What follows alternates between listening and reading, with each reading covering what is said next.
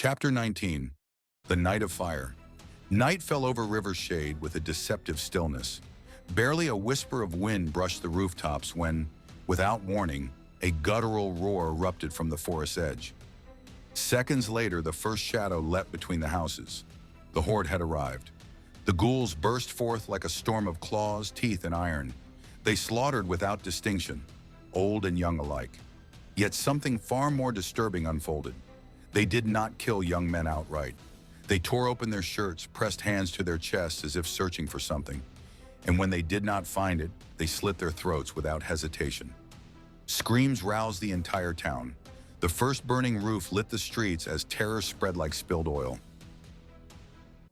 At the inn, a thunderous crash rattled the windows. Alden jolted awake. Orange firelight seeped through the cracks. For an instant, he was no longer in Rivershade. He was in Hearthglen, on that night that never released him.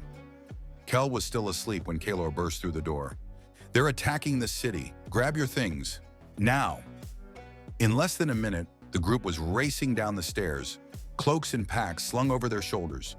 Outside, whole families fled against the flow of screams, some carrying children, others barely able to stand. Kaelor pointed toward the bridge. "We have to cross the river. Follow me." Alden tried to protest. "We have to help the people." But Kaelor was already running, and they all followed. Turning a corner, they entered a square. A dozen villagers were trapped, surrounded by mounted Ghüls riding massive quadrupeds, dark-furred beasts with limbs taut as drawn bows, and thick tails that lashed the ground violently. Among them, Alden saw a young blonde woman trying to shield a child. The memory of Lyanna pierced his chest like a burning arrow. Heat pulsed within the mark. His pupils flared a deep amber. Arundel gleamed with a faint, primal red. The air around Alden seemed to swell, heavy, charged. A few dead leaves lifted without wind. Kaelor barely had time to open his mouth to stop him. Alden was already running. Serah followed without hesitation, the she-wolf behind them. Kael and Lyanna rushed after. Kaelor cursed and moved in with Doran. Alden reached them first. With a leap, he beheaded the nearest beast. It collapsed, its rider crushed beneath it. A sweeping cut brought down the next monster.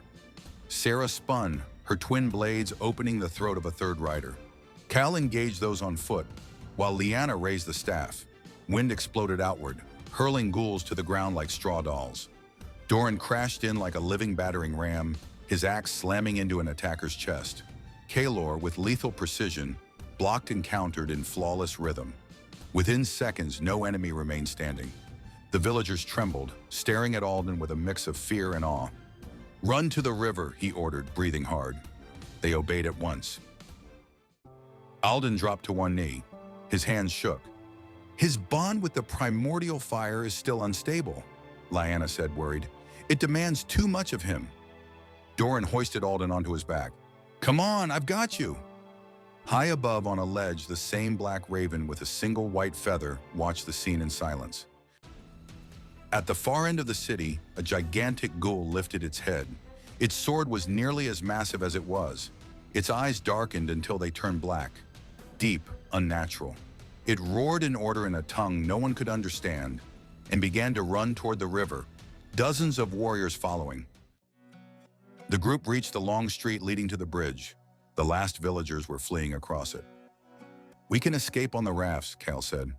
"I agree," Doran added. But a group of Ghüls appeared at the far end of the street. Kaelor stepped forward. "Go to the rafts, I'll hold them." "I'll help," Kael said. Kaelor grabbed his arm hard, pulled him close, and pressed his pack into his hands. "Listen to me. Get Alden out of here. That's all that matters." Kael froze for a heartbeat, but Kaelor's expression, calm, absolute, burned into him. He nodded, fury contained, and ran back to the others. Only then did Kaelor draw his sword. At the riverbank, the cool air struck them like a clean blow. Doran laid Alden onto one of the rafts. "Stay here, lad," he ordered. "Don't move." The she-wolf climbed aboard at once, protective. Kael arrived, breathless. Doran hurried to cut the ropes of the neighboring rafts, which began drifting downstream. Lyanna, already on another craft, raised the staff. Her eyes flared with light. The wind answered. A brutal gust slammed into the bridge. Part of the structure gave way and collapsed into the water. Serah jumped onto the raft. Well done, she said. That'll buy time for those escaping. Lyanna exhaled, exhausted. Alden saw Kaelor fighting in the distance, alone, spent. Yet every strike was perfect, every block flawless. He felled the last two enemies. Relief washed over Alden and Kael. Kaelor saw them and began to run toward the river. Then a whistle cut the air. A black arrow pierced his shoulder. The second struck his thigh. He dropped to his knees. Alden felt something inside him break. Kaelor's eyes searched for his boys. There was pain, but also pride. A deep, silent pride that spoke louder than words. Alden tried to rise, but Kael held him fast, hands shaking. An instant later, a massive sword drove through Kaelor's chest from behind. The great Ghül had reached him. Kaelor fell. His last memory was of two children laughing beneath the sun of Hearthglen. "Kaelor!" Alden screamed. Kael shoved the raft. "Doran, now!" Doran cut the final moorings and leapt onto Lyanna and Serah's raft. The river swallowed them. The waters closed behind. In the sky, the raven with the white feather dove toward them. But the primordial kite struck it with a savage cry, raking it with talons before hurling it against the bank. On shore, the great Ghül watched the rafts vanish around the bend of the river. His sword, stained with Kaelor's blood, gleamed beneath the moon. In a dark throne room, Galathor struck the floor with his black scepter. Beside him stood a slender figure with grayish skin and eyes so pale they seemed white. "Is something amiss, my lord?" the figure asked. Galathor took a moment before answering.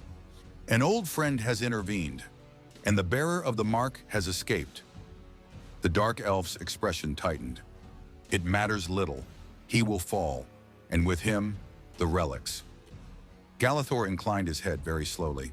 "I know, and when that happens, Myranthel will be won. Betrayals will end. That is my destiny." The hall fell silent. Thus ended the night when Rivershade burned.